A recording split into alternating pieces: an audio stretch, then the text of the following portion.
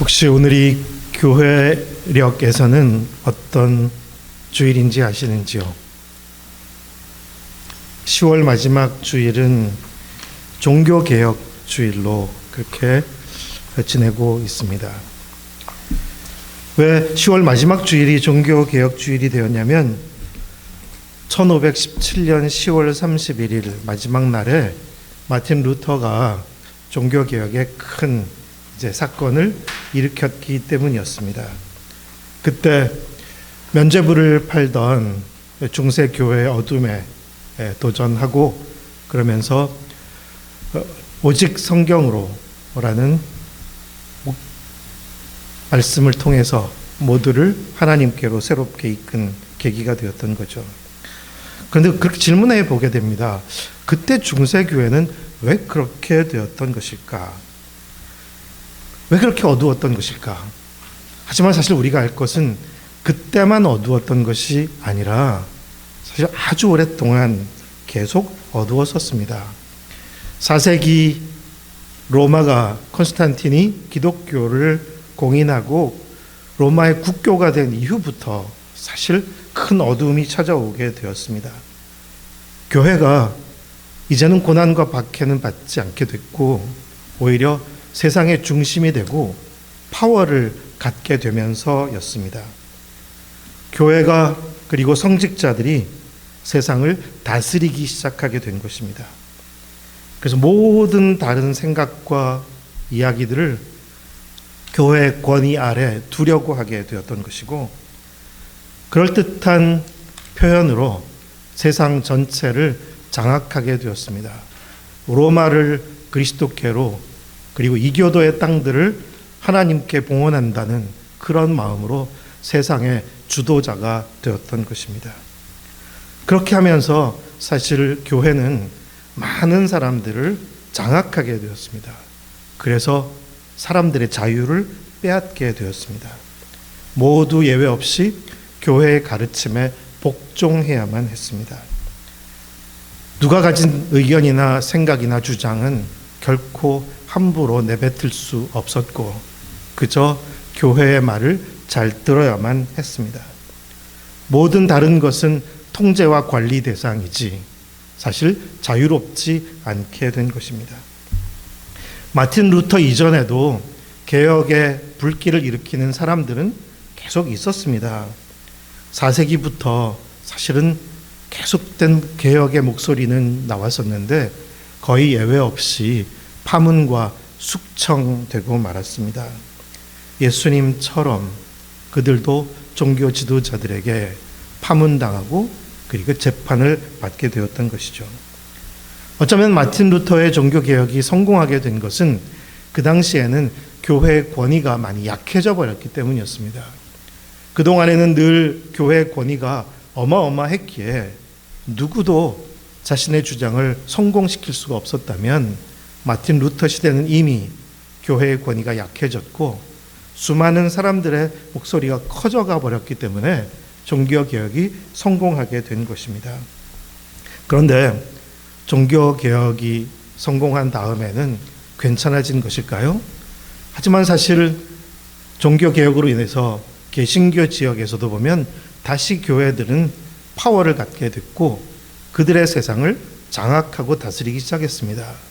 똑같은 일들이 개신교 국가들 속에도 계속 반복되게 되었습니다. 그래서 교회는 전 세계 곳곳에서 세상에 자리 잡을 때마다 사실 못된 짓도 참 많이 하게 되었고 본의가 어떻든지 간에 많은 사람들을 가두고 그리고 자유를 빼앗고 말았던 것입니다. 개혁이 뭘까요? 개혁은 사실은 본래의 자리로 돌아가고자 하는 몸부림입니다. 호소였고 외침이었습니다. 우리 그때로 돌아가자. 다시 본질로 뿌리로 되돌아가자는 것입니다. 우리 급진적이라고 표현되는 영어 단어 radical이 영어 단어 뿌리, 루트에서 나왔다는 것을 우리가 기억할 필요가 있어요. 사실 급진적이라는 것은 아주 멀리 가버리는 것이 아니라 원래 뿌리로 가자는 그런 몸부림이기도 합니다. 우리가 성경에서도 읽듯이 하나님께로 돌아가자. 우리 첫사랑을 회복하자. 그리고 초대교회로 돌아가자. 다시 그때로 가자. 그것이 바로 개혁의 몸부림이라는 것을 우리도 알고 있습니다. 그렇기 때문에 개혁은 새로운 것이 아니라 잃어버린 것을 찾고자 하는 것이고, 그리고 그 중심에 예수님이 계시는 거죠. 예수님께로 돌아가자. 예수님께서 모든 개혁의 중심에 계십니다. 오늘 읽은 말씀에는 예수님께서 하신 말씀이죠. 진리가 너희를 자유롭게 하리라 했습니다. 근데 먼저 질문 한번 해봅니다. 여러분, 자유롭습니까? 나는 자유로운가? 나는 정말 자유로운가 묻게 됩니다. 아마도 우리는 자유를 많이 갖고 있다고도 말할 수 있겠지만 우리가 자유롭지 않은 영역들이 있죠. 우선 우리는 개인적으로 내가 살아왔던 과거로부터 사실 자유롭지 않습니다. 우리가 살아왔던 과거에 많이 묶여 있고 매여 있는 게 있죠. 사람에 따라 차이는 있겠지만 과거의 상처나 실패, 그런 사건들에 묶여 있는 사람들이 적지 않고, 그리고 또 한편으로는 과거에 대한 그리움에 사로잡혀 있기도 한 거죠. 그런가 하면 또 하나, 우리를 둘러싸고 있는 현실의 상황에 우리는 자유롭지가 않고, 또 주변에 있는 사람들의 말과 평가, 시선에 자유롭지도 않은 거예요. 그리고 또 하나, 우리는 앞으로 살아갈 삶의 미래에 대해서 걱정과 염려들이 있는데 거기서부터도 자유롭지 않은 것입니다. 사실 우리는 그리 자유롭지 않습니다. 어쩌면 우리는 대부분 붙잡혀 있고 매여 있고 마치 수감자는 아니지만 갇혀 있는 것 같기도 합니다. 포로되어 있고 눌려져 있는 것이죠. 예수님께서 처음 이 땅에서 사역을 펼치실 때 회당에서 들고 읽으셨던 말씀이 있죠. 이사야서의 말씀이죠. 그 말씀을 제가 다시 한번 읽겠습니다. 누가복음 4장 18절 19절입니다. 주의 성령이 내게 임하셨으니 이는 가난한 자에게 복음을 전하게 하시려고 내게 기름을 부으시고 나를 보내서 포로된 자에게 자유를, 눈먼 자에게 다시 보게 함을 전파하며 눌린 자를 자유롭게 하고 주의 은혜의 해를 전파하게 하려 하심이라 했더라. 예수님께서 오신 목적이 뚜렷하게 표현되어 있습니다. 자유롭게 하시려고, 포로된 데서 자유롭게 하시려고, 눌린 데서 자유롭게 하시려고, 보지 못하던 데서 보게 하시려고, 그것이 주님의 오신 목적이라는 것입니다. 아마 예수님처럼 자유로웠던 분이 있을까요? 예수님 정말 자유로웠었죠. 그리고 조금 전에 우리가 함께 불렀던 찬양에 보면 예수님처럼 바울처럼 그렇게 살 수는 없을까 했는데 다른 내용을 담고 있기도 하지만 자유라는 측면에서 정말 예수님처럼 자유로운 분이 없었는데, 또 바울도 처음에는 그렇지 않았지만 정말 자유로운 사람으로 살았던 것 같은데, 나도 우리도 예수님처럼 바울처럼 자유로울 수 없을까, 그렇게 질문해 보게 됩니다. 많은 목회자들, 성직자들, 종교인으로 열심히 살아가는 사람들이 있죠. 그들은 자유로운 사람들일까요? 어쩌면 때로는 나는 예수님을 누구보다도 사랑한다고 하면서, 그러면서도 자신의 삶에서는 자신의 생각과 주장이 너무 강하고 자기의 뜻대로만 살아가려는 사람들이 적지 않다는 것도 우리는 알고 있습니다. 예수님께는 순종한다고 하지만 사실 예수님의 말씀은 잘 따르지 않는 사람들도 사실 있습니다. 예수님의 가르침보다 우리가 가지고 있는 소견이 더 중요하고, 우리의 삶의 기초와 기반이 말씀이 아니라, 주님의 말씀이 아니라 우리가 나름 확신하고 있는 다른 생각일 때도 참 많다는 것을 부정하기 어려울 것입니다. 오늘 우리가 속해 있는 현대 교회들은 성도들을 자유롭게 하는 것일까요? 어쩌면 제도화된 교회는 또 사람들을 묶는 경향이 있습니다.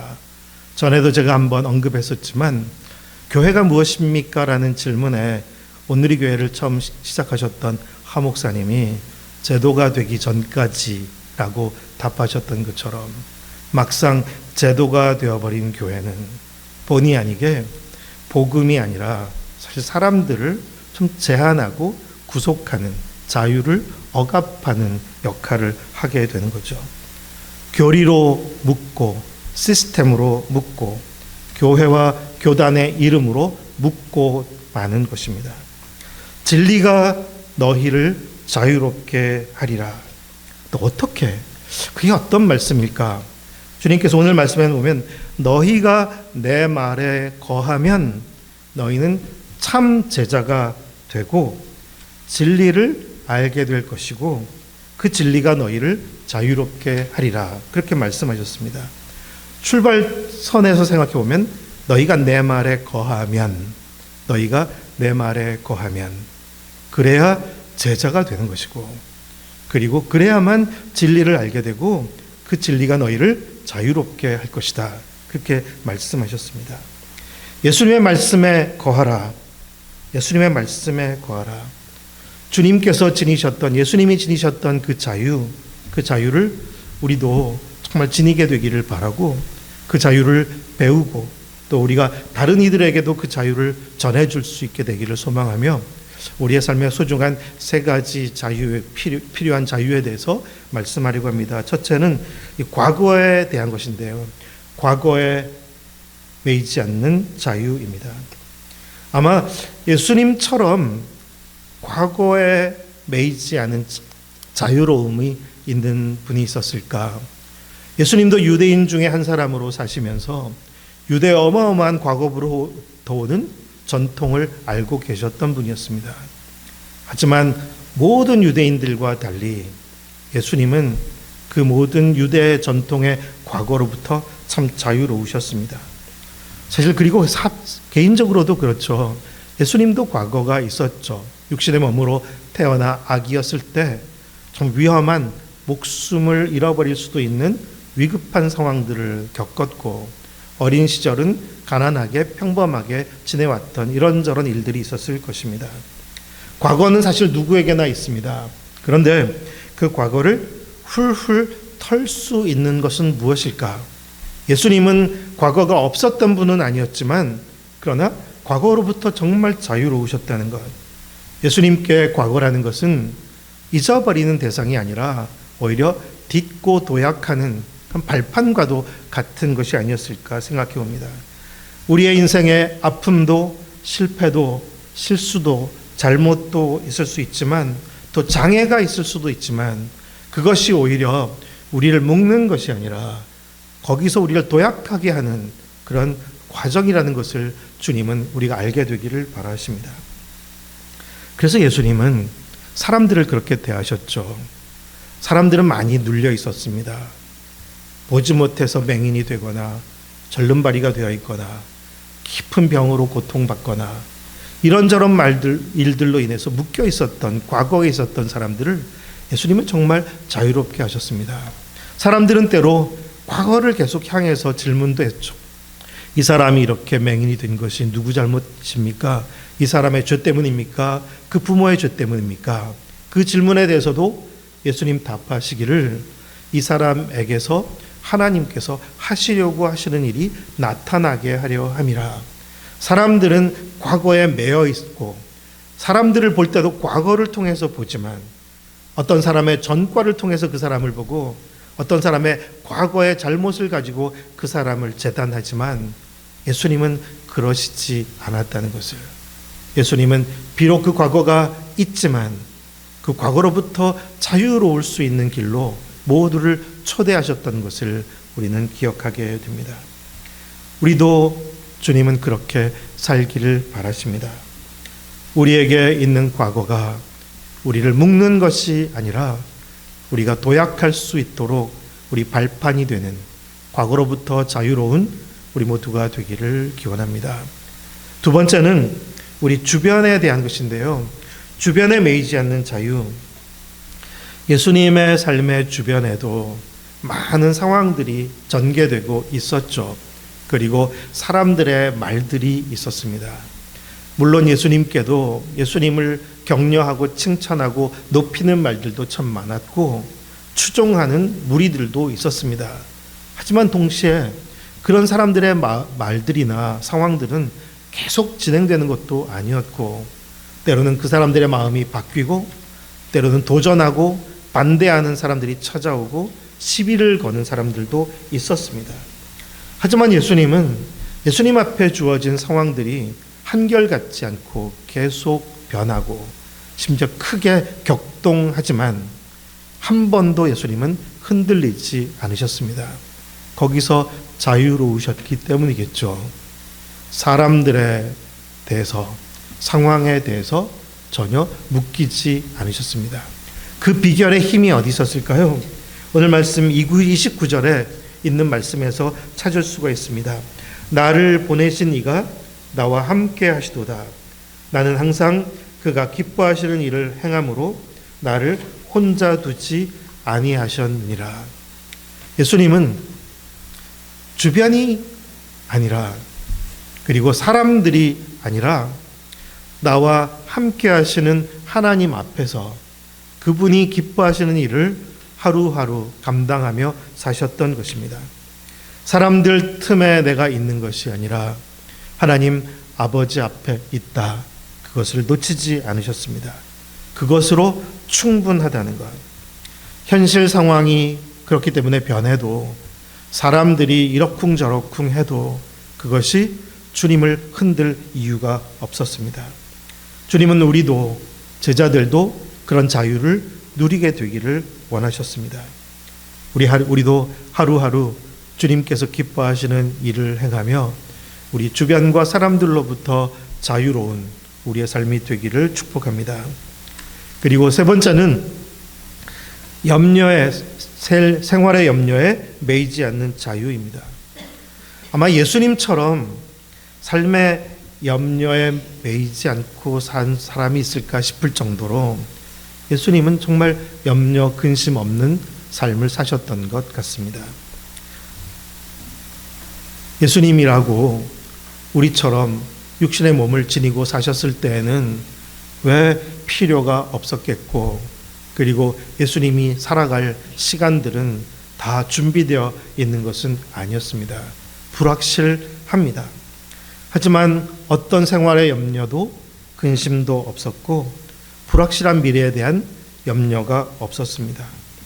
예수님은 공중의 새를 먹이시고 들에 핀 들꽃을 입히시는 하나님 아버지를 한순간도 놓치지 않고 계셨고, 그래서 지극히 작은 것에 늘 자족할 수 있었고 더 필요로 하지 않는 마음으로 사셨습니다. 남과 비교하신 적도 없었고 누군가를 부러워하거나 혹은 욕심을 내거나 하지도 않으셨습니다. 그만큼 이 모든 물질 그리고 미래 염려에 대해서 정말 자유로우셨다는 것을 보게 됩니다. 우리도 그렇게 살아가게 되기를 주님은 바라시는 것입니다. 신실하신 하나님이 우리를 위하신다. 그 하나님이 우리의 필요를 알고 계신다. 우리가 걱정하는 것에 대해서 우리를 가장 아끼고 사랑하시는 그분이 우리를 위해 준비해 놓고 계신다. 그러니 너희는 내일 일을 염려하지 말라. 그저 오늘에 주어진 삶의 수고가 충분한 것이다. 그렇게 계속 격려하시는 주님의 음성을 듣습니다. 그렇게 우리도 미래에 대한 염려로부터 자유로운 주님을 닮은 또 변화된 바울을 닮는 그런 우리가 되기를 축복합니다. 한 가지만 덧붙이고 싶습니다. 오늘 종교개혁 주일에 교회에 대해서 생각해 봅니다. 기독교 교회, 예수님으로 인해서 시작되었고 여기까지 오게 되었지만 현실의 기독교 교회는 예수님과 너무나 많이 달라 보입니다. 왜 그렇게 다를까? 어떻게 예수님과 조금이라도 더 가까워질 수 있을까? 우리가 어떤 고민과 선택을 해야 되는 것일까? 질문해 보게 됩니다. 제가 파키스탄에서 4년간 사역을 마치고 캐나다로 돌아왔을 때부터 이제 속하게 되었던 퀘이커 모임에 대해서 언급한 적이 있었죠. 그 퀘이커 모임이 저에게 참 생각을 많이 하게 했고 또 배울 수 있는 소중한 모범이 되어주기도 했습니다.